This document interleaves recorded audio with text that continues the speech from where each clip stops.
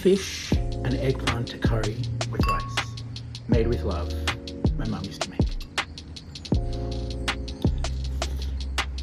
I am fascinated and passionate about food from different cultures, and it is always so interesting how out of nothing different cultures have created iconic dishes that have lasted over the centuries. And this simple tin fish and eggplant curry comes together almost magically.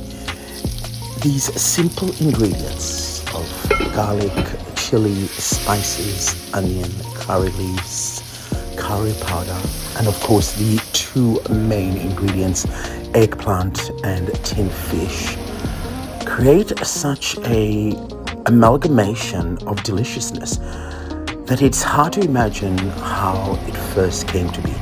And as I honor my mother in this series of 30 recipes she made for us growing up in Fiji, I hope that she's proud of the food that I now cook and share with others and the stories I tell from my childhood growing up in Fiji.